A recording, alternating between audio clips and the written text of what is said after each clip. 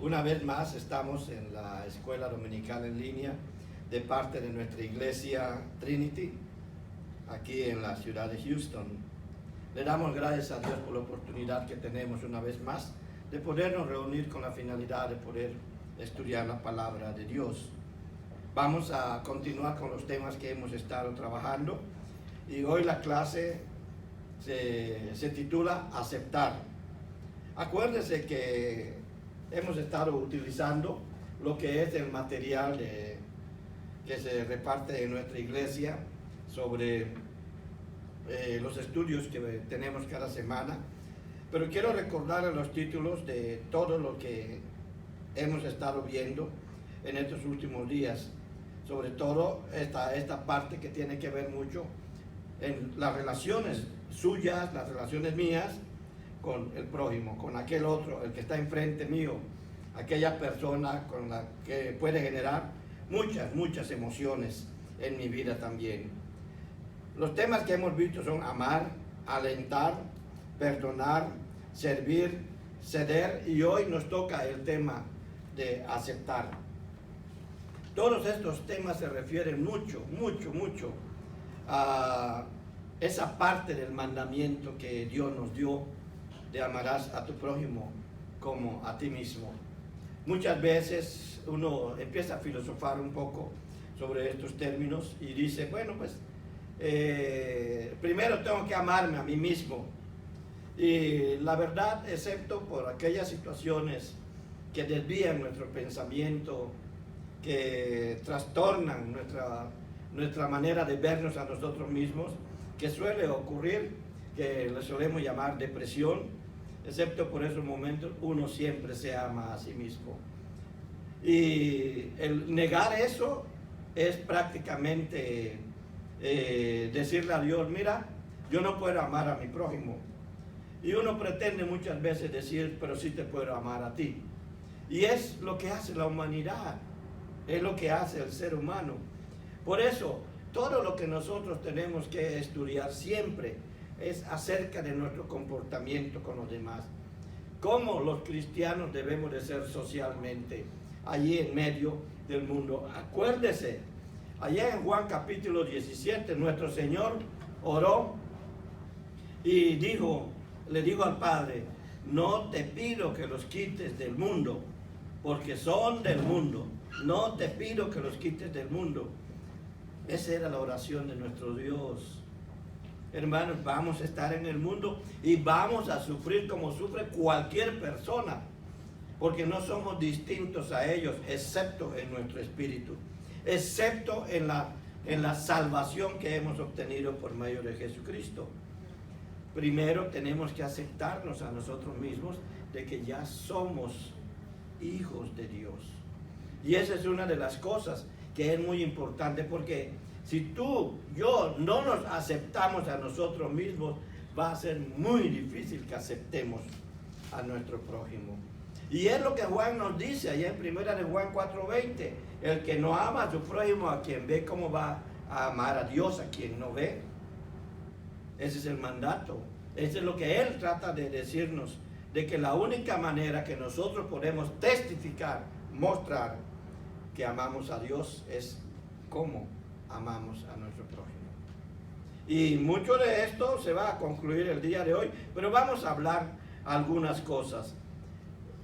¿A qué es a lo que nosotros tenemos que ceder? La semana pasada yo mencionaba que para aceptar, que para ceder, lo tenemos que hacer de una forma inteligente. También aceptar es hacerlo de una forma inteligente. Porque lo que el apóstol Pablo nos trata de hablar aquí en Romanos capítulo 14. Y voy a leerlo poco a poco y primero vamos a leer los versículos 1 al 4, pero ahorita vamos, porque todavía vamos a orar. Lo que Pablo trata de decirnos aquí es que también debemos de aceptar de una manera inteligente. Es decir, no es aceptar por aceptar. Si una persona viene y me dice acerca de lo bonito que le resultó robar, matar, drogarse o hacer algo en contra de su propia vida, en realidad me está hablando de que él mismo no se acepta a sí mismo. Y yo no puedo aceptar ese tipo de cosas. O sencillamente, como algunos tratan de decir, no, pues no hay que bautizarse de esta forma, o no hay que adorar de esta otra, o que todo tiene que ser así. Un momento, vamos a escuchar, pero vamos también a hacer un análisis de lo que se nos está diciendo. Pablo tiene una manera muy bonita de decirlo y la vamos a ver en estos momentos. Pero antes, incline su cabeza ahí donde está y encomendémonos a Dios. Padre, te damos gracias esta mañana porque tú eres maravilloso. Nos has dado la oportunidad de la vida y nos has traído hasta este lugar con la finalidad de que nosotros aprendamos un poco más de ti. Abre nuestra mente, nuestro corazón. Queremos aprender de ti, Señor. Y no lo vamos a entender si tú no te nos revelas. Así que ayúdanos, Padre. Abrimos nuestra mente y nuestro corazón a ti, en el nombre precioso de nuestro Señor Jesucristo. Amén. Amén. A veces nosotros, cuando estamos con las personas, estas personas hacen cosas que parecen que lo hacen porque quieren hacernos enojar. A veces, no sé si a usted le ha pasado, a mí sí. Sin que usted tenga alguna razón para hacerlo, a usted le cae mal esa persona, la que tiene enfrente. Y todos los demás se dan cuenta por el trato que usted tiene con esa persona.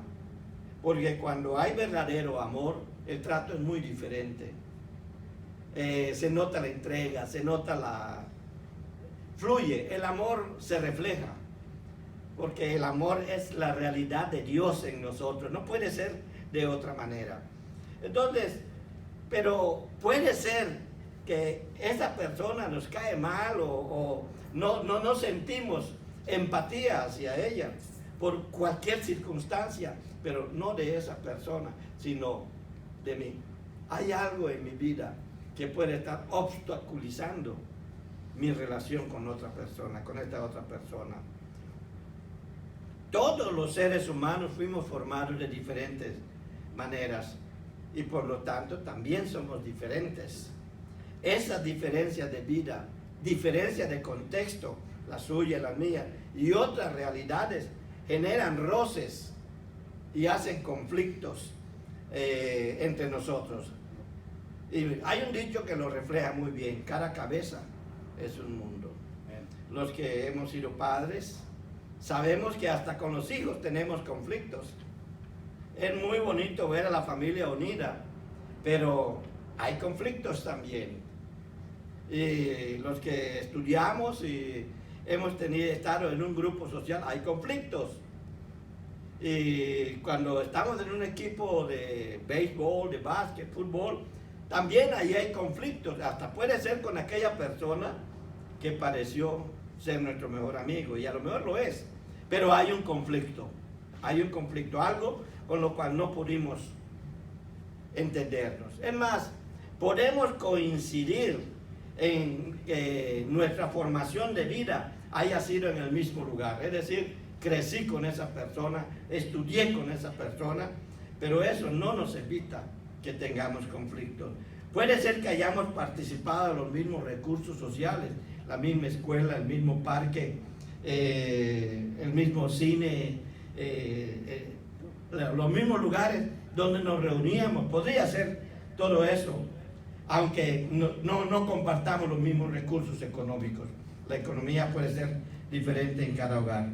En esta enseñanza que hoy traemos, hermanos, en esta enseñanza, hermanas, Dios nos quiere mostrar que el que está frente a ti no es tu enemigo, es tu prójimo, es tu prójima, si lo feminizamos. Y por lo tanto debes amarlo como a ti mismo. Y recuerda, si te amas a ti mismo, que hay momentos de que hasta a ti mismo te desprecias por lo que sabes que estás haciendo y está mal. Mira, confiésalo, dile al Señor que lo hiciste mal, redarguye, ve con la persona y discúlpate si ofendiste a alguien, porque eso es lo que trae paz a tu vida y te muestra lo que tú puedes amarte a ti mismo y por lo tanto puedes amar a tu prójimo. Lo que Dios quiere no es que te ames a ti mismo, porque eso ya lo puso Él en nosotros desde el momento de la creación. Lo que Dios quiere es que tú ames a tu prójimo. Pero ¿qué es lo que puede significar todo esto? Pues esto es lo que nos quiere mostrar Dios. El que está enfrente mío, por muy mal que me esté tratando, por muchas cosas feas que me esté diciendo, no deja de ser mi prójimo. No deja de ser mi prójimo. Puede ser que sea difícil, como me decía un compañero que tenía estudios bíblicos conmigo en la universidad, me decía, qué difícil es amar a estas personas porque no se dejan amar. Puede ser que no se deje amar, pero es tu prójimo, es tu prójimo, y es lo que no debemos nosotros de olvidar nunca, nunca. Este mandamiento también nos muestra que la verdadera aceptación es aquella que está revestida del amor de Dios actuando en ti, actuando en mí. Porque tú no puedes amar verdaderamente a tu prójimo si el amor de Dios no está en ti. Y el amor de Dios, como dice Juan allí en la primera epístola de Juan, la primera carta, allá en el capítulo 4, él dice, nosotros le amamos a Él porque Él nos amó primero. O sea, el amor que nosotros le tenemos a Dios es el resultado de su amor por nosotros. Y puedes estar seguro que lo que está diciendo Dios, lo que nos está diciendo el Espíritu Santo con el hermano Juan, es que el amor que te refleja esa persona es el resultado de tu amor por ella. Y esto tiene mucho que ver también en los matrimonios, sobre cómo amo yo a mi pareja. Porque el sometimiento, dice la Biblia, someteos unos a otros, viene como un resultado del amor. No es resultado del dominio, sino es el resultado del amor. Bueno, eso ya es harina de otro costal. Es una aceptación inteligente, comprensiva, humilde de nuestro prójimo. La aceptación que Dios quiere de nuestro prójimo tiene que ser inteligente, es decir, no voy a aceptar tal vez todo lo que esta persona piensa, porque puede estar equivocado, pero sí la voy a escuchar. Y si no le puedo hacer cambiar de opinión, entonces yo tengo a un Dios que endereza todo lo torcido. Entonces lo que yo puedo hacer es orar por esa persona y estarle diciendo siempre a Dios, como aquella mujer ante el juez injusto. Este no es Dios, pero ante el juez injusto, pero estarle insistiendo a Dios, dile, Señor, yo verdaderamente lo amo. Y Dios te va a decir, demuéstraselo más. Y sigue demuéstraselo más. Después de 20 años te sigue diciendo Dios, síguelo demostrando. Y de repente en el año 21 cambian las cosas. Suele pasar, suele pasar. Entonces es una aceptación inteligente, comprensiva, humilde de nuestro prójimo. No caer en los extremos. Lo que yo trataba de mencionar hace un rato es aceptar todo de mi prójimo sin una buena reflexión de lo que él está pensando o ella está pensando, de lo que él o ella creen. Porque muchas veces la gente llega y dice, es que yo soy así. Y si quieres, no, yo te voy a aceptar así como eres. El que no sé si te va a aceptar así como eres es Dios. Y eso se lo tengo que decir. Yo te acepto como eres porque Dios me lo ha mandado, me lo dijo, me lo pidió, me lo ordenó. Es un mandamiento. Pero yo no puedo mandar en el corazón de Dios. Entonces vamos a tratar entonces de ayudarlo. A veces ayudamos más a una persona llevándolo con alguien de nuestra iglesia, un líder, nuestro pastor o alguien de nuestra iglesia. Lo ayudamos más para que aprenda y sea discipulado por esa persona que nosotros mismos. Miren, yo he ejercido el pastorado muchos años. Mis hijos todo el tiempo estuvieron conmigo, pero ¿saben qué? Mis hijos nunca tuvieron un pastor, siempre tuvieron un padre. Y cuando ellos necesitaban al pastor, me buscaban a mí. Llegó un momento en que yo dije, no, esto no está bien. Y les dije yo, no, ahora vamos a estar en una iglesia donde ustedes van a tener su pastorato. Hablé con el pastor y le dije, ellos nunca han tenido un pastor. Y el pastor dijo, voy a ser pastor de ellos. Y él se empeñó hasta que lo logró. Le costó, porque mis hijos estaban acostumbrados a su padre. Uno, por más que quiera ser pastor de sus hijos, no. Es mejor que usted lleve a su hijo con un pastor. Porque el pastor, y él va a hablarle al pastor como no le habla al padre. Por respeto, por temor, porque sabe cuáles son las reacciones del padre. Y todo eso. Entonces, hay que tener todo ese cuidado. No aceptar todo así nomás. Hay algo detrás de todo eso. Y todo lo que nos diga nuestro prójimo lo podemos analizar, reflexionar con la finalidad de poder entender qué es lo que nos está tratando de decir. Aceptar todo sin reflexionar es lo que ha conducido a nuestra iglesia a lo que es el liberalismo. Es lo que ha conducido a nuestra iglesia a recoger cosas que se practican por allá. Qué bonito se oye muy piadoso. Entonces lo voy a incorporar a nuestra iglesia. Por ejemplo, yo he oído mucho, yo decreto, yo declaro, te cubro con la sangre de Cristo. Y Dios mío, esos son atentados en contra de la soberanía de Dios y la gente no se da cuenta. Pero dígaselo a ellos. Y algunos no le van a hacer caso. Bueno, hay autoridades que seguramente tú sí respetas y están en la iglesia. Los voy a llevar con ellos. Todo esto, ¿a qué se puede estar debiendo?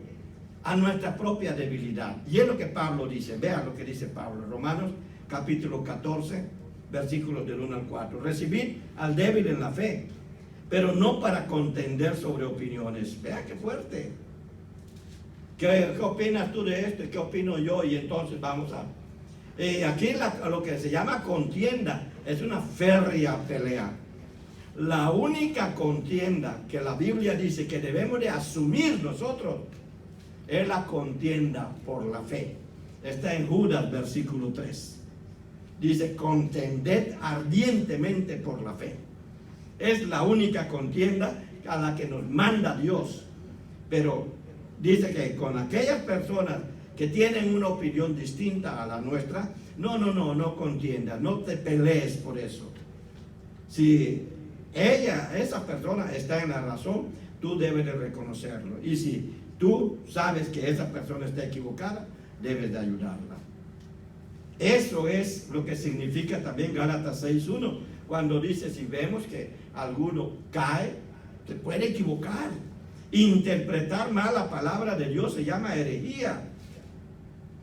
Y eso puede llevarnos a separarnos completamente de Dios y a decir, ¿por qué me va tan mal? Y todo eso, nosotros podemos ayudar a nuestros hermanos. Dice en Romanos capítulo 14 del 1 al 4, recibid al débil en la fe, pero no para contender sobre opiniones, porque uno cree que se ha de comer de todo, otro que es débil come legumbres.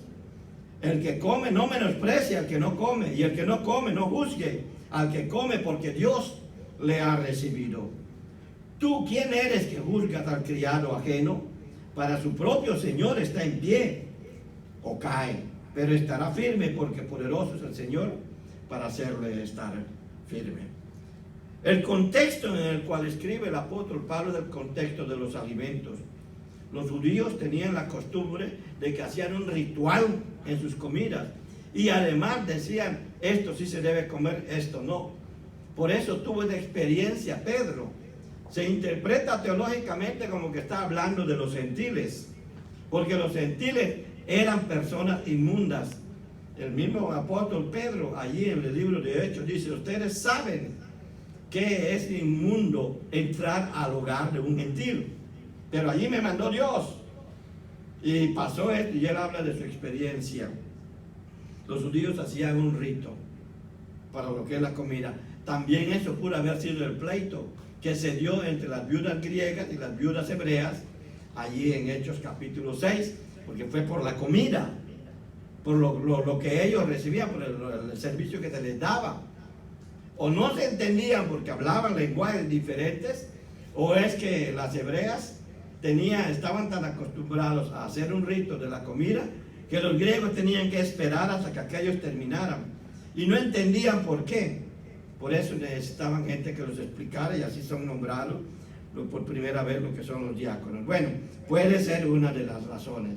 La historia apoya esos conceptos. Entonces, sobre todo lo que son las comidas ceremoniales, son donde los judíos se atrasan más para comer, dice. Pero esas comidas ceremoniales para los gentiles eran poco importantes, sobre todo para los gentiles que se convertían. Se refiere a, cuando habla aquí de que no debemos de contender sobre opiniones, se refiere a que hay cosas importantes que lo son para unos, pero no para otros. Y yo me doy cuenta, creo que ustedes han de haber experimentado eso. Alguien se le acercó y le dijo, se me rompió este juguete, vamos a hablar de un niño, y ayúdeme a componerlo, pero yo estoy en este momento haciendo algo. Entonces yo le digo, no, más tarde lo hago. Entonces el niño se siente despreciado. ¿Por qué? Porque era importante para él resolver ese problema, para él. Se le rompió el juguete. Y la persona en quien más confía es a la que se le acercó para pedirle ayúdeme. Entonces la próxima vez cuando lo vea, a lo mejor no está tan ocupado como la última vez que me hizo un lado, que me despreció, que me menospreció, esta es la palabra más adecuada. Entonces ya no voy a esa persona. Y eso hace que alejemos a nuestro prójimo de nosotros. Si algo nos comenta nuestro prójimo, escúchelo, porque puede ser muy importante para él, aunque para usted no lo sea. Eso es no contender sobre opiniones. Escúchelo. Y si está equivocado, ayúdelo. No debemos menospreciar ni juzgar, dice los versículos 2 y 3. Porque la persona está comiendo eso, yo voy a menospreciar. Yo recuerdo ahí en Colosenses, cuando Pablo les está escribiendo a los colosenses, le dice, nadie os juzgue por comida o bebida, días de fiesta o días de descanso, nadie les juzgue por esto. Y ahorita vamos a hablar de la palabra juzgar. Entonces, nos está diciendo que no debemos menospreciar, no debemos, menospreciar ni juzgar a nuestro prójimo por lo que es, por lo que hace. Mire, el hecho de que algo no sea importante para uno, no significa que por eso lo vamos a menospreciar a la otra persona, porque esa situación sí puede ser importante para ella. Aquí de nuevo se invita a la empatía. La semana pasada hablamos muy bien de eso. Todavía está en Facebook, si usted lo quiere repasar. La empatía. Pero también hay una cosa muy importante. El que no come, no juzgue al que come. Se habla de la palabra juzgar. Miren, esta palabra juzgar ha sido muy mal manejada en lo que es incluso la historia del cristianismo. No fue así muy al principio, porque como se hablaba en los idiomas originales, el idioma griego, que era el idioma universal de ese tiempo, no había mucho problema para entenderlo. En el griego el contexto es muy importante para entender lo que se está hablando. Lo que solemos llamar juzgar o juicio, usualmente está revestido de condena. Con la venida de Jesucristo a esta tierra cambiaron las cosas. Hay dos maneras de juzgar: juzgar según la ley y juzgar según la gracia. Y Dios, cuando nos está hablando aquí, cuando nos está hablando de la manera como lo está haciendo aquí, Pablo lo usa como diciendo, ustedes juzgan para condenar. Pero el juicio del que está hablando Dios es que nosotros juzguemos para enseñar, que la gente entienda por qué eso está mal. Entonces, ¿qué puede significar juzgar para el cristiano?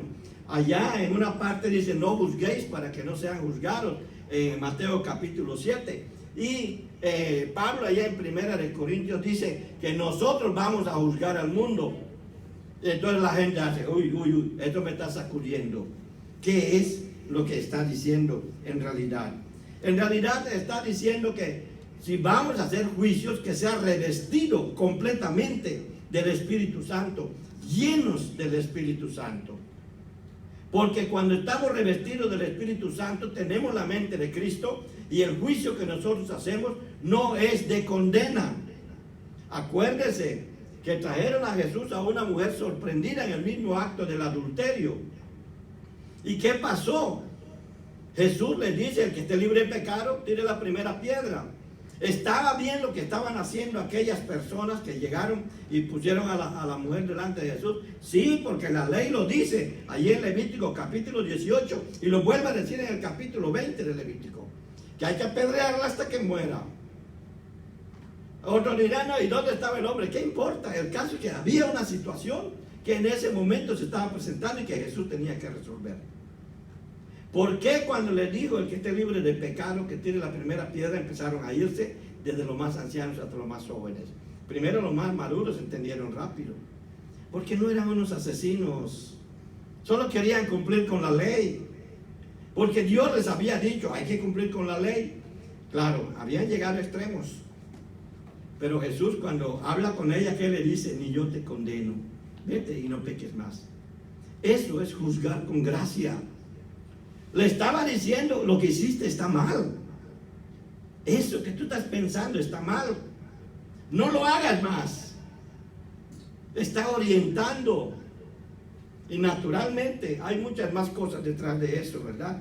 Ahí vemos el juzgar de acuerdo a la gracia de Dios. Pero nosotros los seres humanos, ¿qué hacemos cuando juzgamos? Por eso Pablo es muy enfático en esto. Condenamos. Juzgamos según la ley, porque la ley condena. El que sea sorprendido en adulterio, mátenlo, apedréenlo hasta que muera. El que sea sorprendido robando, córtenle la mano. El que sea esto, el que sea lo otro. O el que mate, mátenlo también. El que a hierro mata, hierro muere. Ahí está en la Biblia. Está todo eso. La ley condena. Si juzgamos de acuerdo con la ley, vamos a condenar a nuestro prójimo. Entonces lo que Dios nos está diciendo es que juzguemos de acuerdo con la gracia. Y el impartidor de gracia es Jesucristo. Vamos a juzgar. ¿Qué sería juzgar entonces para el cristiano? Mostrarle a la persona la diferencia entre el bien y el mal. La diferencia entre lo bueno y lo que no es bueno. Juzgar también significa considerarte a ti mismo, a ti misma. De acuerdo a Mateo 7, que dice: fíjate lo que tienes tú en el ojo antes de corregir lo que tu prójimo tiene en el ojo. Antes de que tú corrijas a alguien allí, ve cómo estás tú. Llénate del Espíritu Santo, confiesa tus pecados, libérate, porque espiritualmente Satanás te va a estar reclamando lo que eres para que no puedas ayudar a tu prójimo. Entonces Dios nos manda, sí, a juzgar, pero no a juzgar con la finalidad de condenar. Dios dice ahí mismo en Romanos capítulo 12 que Él es el que toma la venganza, es decir, es el que juzga con corrección, con rectitud, y provoca la condena. Y la condena la dio desde mucho antes, cuando Él decía: el alma que pecare, esa morirá. Ese es un juicio, eso es una condena. El alma que pecare, esa morirá. Y luego cuando Pablo dice aquí mismo en Romanos: por cuanto todos pecaron, están destituidos de la gloria de Dios. Ese es juicio. Pero ese tipo de juicio solo Dios lo puede hacer. ¿Quiénes están destituidos? Los que no han recibido a Cristo como único y suficiente Salvador, es nuestra respuesta. Y está bien. Y ya a veces he preguntado a las personas: ¿tú has recibido a Cristo como tu único y suficiente Salvador? Y tienen sus dudas. Esa persona necesita ayuda. Y hay personas que dicen: yo no lo necesito. Cuando te encuentras con una persona que se cierra completamente a lo que uno le puede estar corrigiendo en cuanto a la palabra de Dios, y corrija con la palabra de Dios. ¿Quieres aprender cómo educar a tu familia, cómo estar con ellos? Lee Proverbios. ¿Quieres aprender cómo tratar a tu esposa? Lee Cantar de los Cantares. Miren qué lindo es. Qué lindo es. Yo allí he aprendido mucho. Es más, los poemas que yo le he dicho a mi esposa, se los copié a Salomón. De verdad, se los copié a Salomón. Es muy bonito, es muy bonito, porque es un hombre sabio. Bueno, juzgar significa considerarte a ti mismo, a ti misma. Eso es muy importante. Y además, cuando tú te acercas al Espíritu Santo de Dios para establecer lo bueno o lo malo, para que entiendas bien lo bueno o lo malo y puedas ayudar a tu prójimo, al que está frente a ti, estás aceptando lo que Él dice, pero no lo estás recibiendo todo, porque a lo mejor puede estar equivocado. Y repito, si tienes razón, corrígete tú. Corrígete tú. Esa es parte de la sabiduría que Dios nos da. Entonces, cuando tú te confiesas tus pecados, cuando tú te acercas a Dios en la oración, en el estudio de la Biblia, para poder ayudar a la persona que está junto a ti, entonces tú puedes ayudarla y corregirle, y se va a dar cuenta por la forma como lo haces, de que le estás corrigiendo sin tratarlo de lastimar. No lo estás ofendiendo. Sí se dan cuenta. Algunos se ponen más difíciles, pero uno se da cuenta que el otro ya se dio cuenta por la manera como lo hace. Está tratando de hacer el esfuerzo antes de que su barca se hunda, ¿verdad? Jálalo a la tuya, ponlo en la tuya. Entonces, llénate del Espíritu Santo, y cuando te llenas del Espíritu Santo y tú entiendes todo lo bueno, tienes que hacerlo. Ahí en Santiago capítulo 4 versículo 17 dice que es pecado saber hacer lo bueno y no hacerlo. Y muchas veces estamos pecando delante de Dios, porque es algo bueno que ayudemos a nuestro prójimo, es algo bueno que lo escuchemos, es algo bueno que estemos cerca de Él, y no lo estamos haciendo. Dios quiere que nosotros lo hagamos, y debemos de confiar en el juicio de Dios. Ese sí es un juicio correcto. Si yo no puedo cambiar a mi prójimo, si no estamos de acuerdo, yo no lo voy a cambiar. El único que lo va a cambiar es Dios.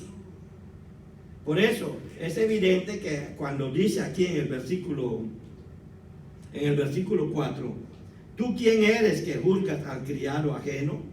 Para su propio Señor está en pie o cae, pero estará firme, porque poderoso es el Señor para hacerle estar firme.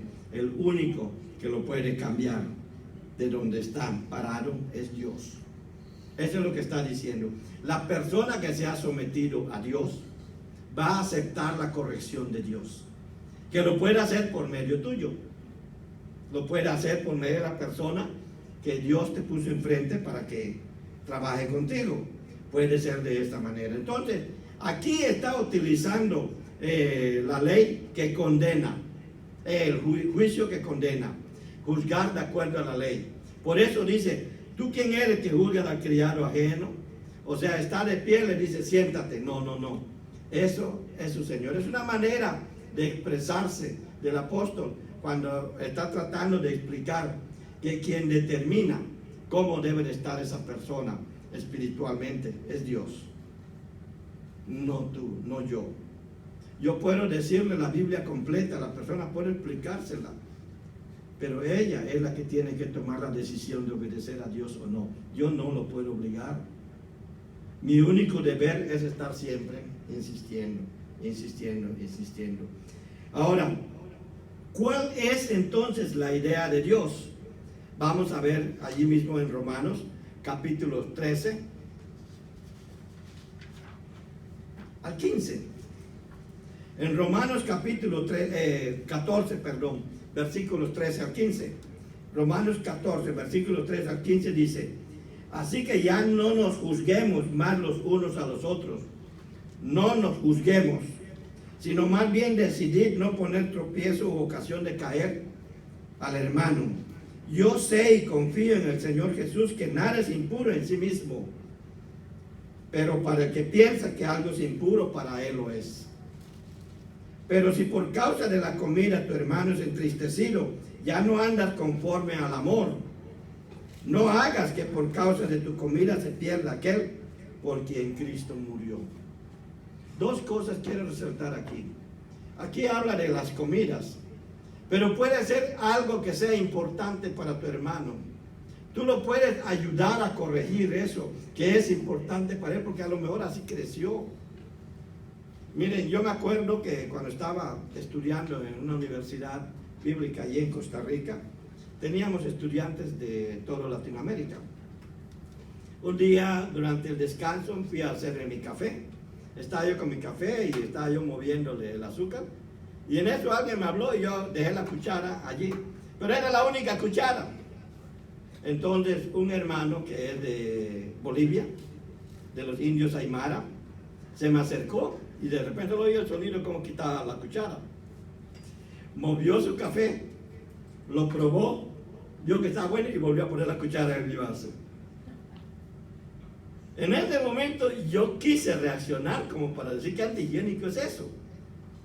Y más que no lo conozco a él ni nada de eso, ¿verdad? Pero en eso un hermano chileno que me vio como, me sobresaltó eso, me dice, ellos así son.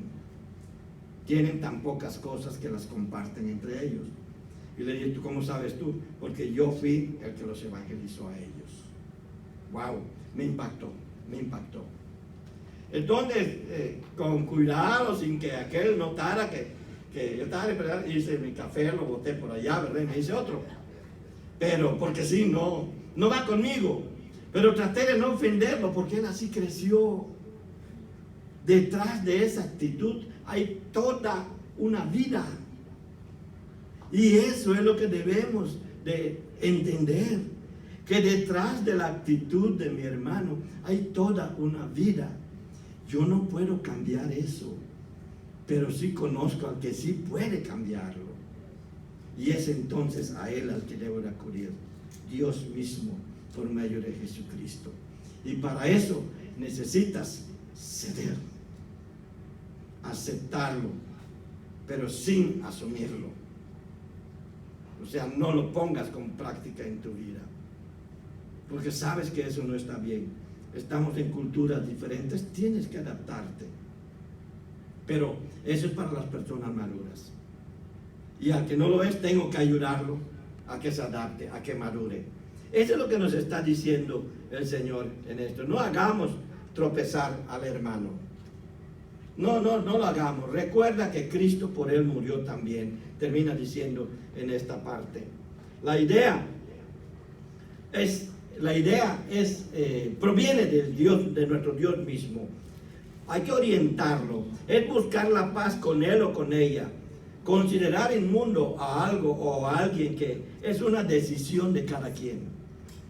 Hoy Dios nos pide no juzgar ni ser juzgados de acuerdo a la ley, sino nos pide juzgar y ser juzgados de acuerdo a la gracia. Dios nos pide que nosotros pensemos que las cosas, no porque las están practicando, es necesariamente bueno. Dios quiere que nosotros practiquemos las cosas que Él nos enseña. Por eso la Biblia está llena de mandamientos. Y nosotros tenemos que buscarlos siempre para saber qué es lo que Dios quiere de nosotros. De esa manera, cuando nosotros actuamos de esa manera, con oración, con estudio, cuando amamos a nuestro prójimo, obramos de una manera o con una conciencia limpia, que es lo que dice en el versículo 14, que yo sé y confío en el Señor Jesús que nada es inmundo en sí mismo, o sea, nada tiene que ser menospreciado por mí. Mas el que piensa que algo es inmundo, para él lo es. Hay personas que lo menosprecian y a lo mejor ha pasado por situaciones de menosprecio muy feas. Y nosotros que somos latinos en un ambiente como el que vivimos, sabemos de qué estamos hablando con eso. A veces pasamos situaciones feas y tenemos que quedarnos callados por esa persona. Es injusto, deja el juicio a Dios. Confía en que Dios va a hacer su juicio y lo hace, porque Dios nos ama. Debemos andar conforme el amor de Dios. Otra vez, primera de Juan capítulo 4 versículo 20. Y dices que amas a tu prójimo, que no amas si dices que amas a Dios y no amas a tu prójimo, eres un mentiroso, porque ¿cómo vas a amar a Dios a quien no ves? Si a tu prójimo a quien ves no lo puedes amar. O sea, la evidencia de que tú amas a Dios es tu prójimo. ¿Qué es lo que prioriza Dios? Allí están los versículos 6 al 19. También lo voy a leer en los versículos 16 al 19, perdón. Dice Dios allí: no deis pues lugar a que se hable mal de vuestro bien, porque el reino de Dios es justicia, no es comida ni bebida, sino justicia, paz y gozo en el Espíritu Santo. El que de esta manera sirve a Cristo agrada a Dios y es aprobado por los hombres. Por lo tanto, sigamos lo que contribuye a la paz y a la mutua edificación. ¿Qué prioriza Dios? Dios prioriza su justicia, Dios prioriza la paz y Dios prioriza el gozo en el Espíritu Santo. La semana pasada hablábamos del gozo de la salvación, lo importante que es esta. ¿Y quién nos da ese gozo sino el Espíritu Santo de Dios? Lo que Dios aprueba el servicio, lo vemos allá en los versículos siguientes, del 17, 18, en el 19, Dios aprueba el servicio.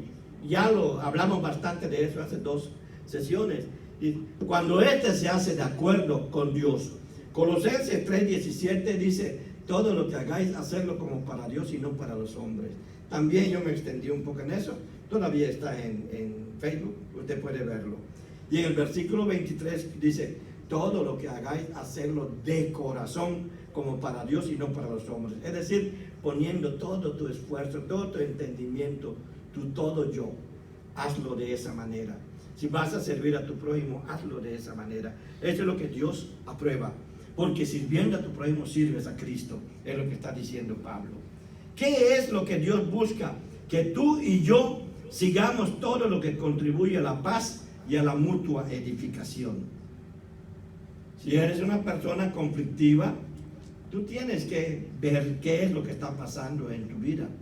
Y no es válido delante de Dios, es que yo así soy. No. El que así es puede cambiar, porque Dios tiene el poder para cambiarlo.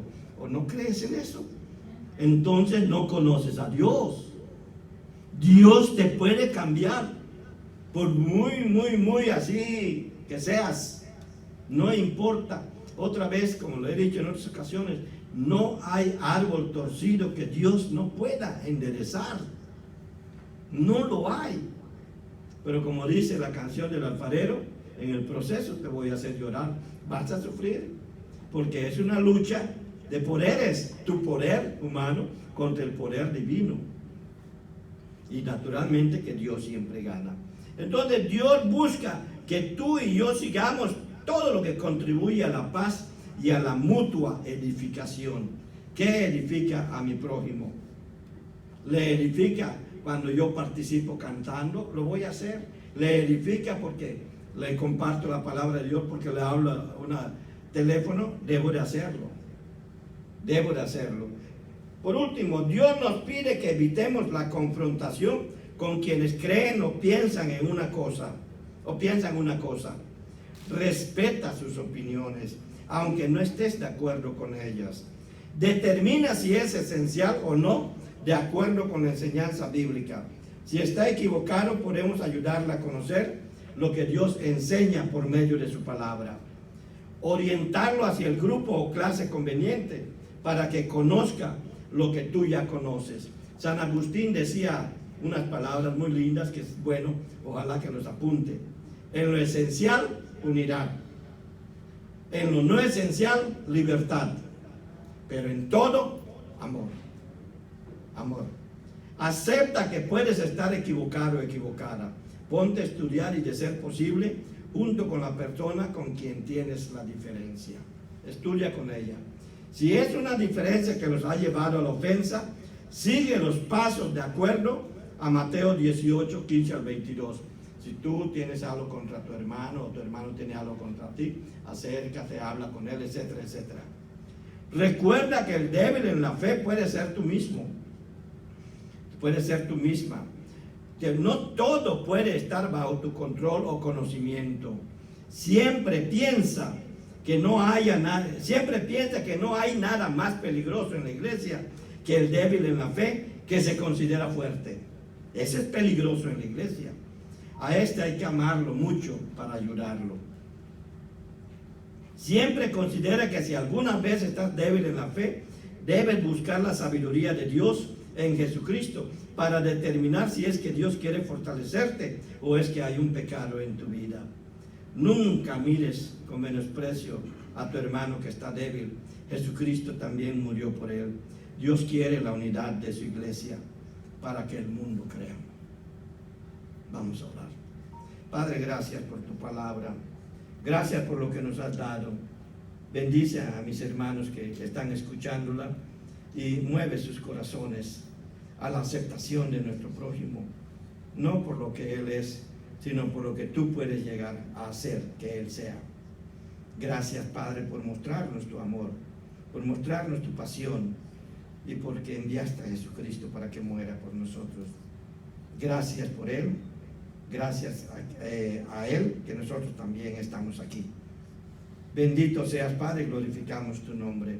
Prepáranos para las siguientes actividades en el poderoso y precioso nombre de nuestro Señor Jesucristo. Amén.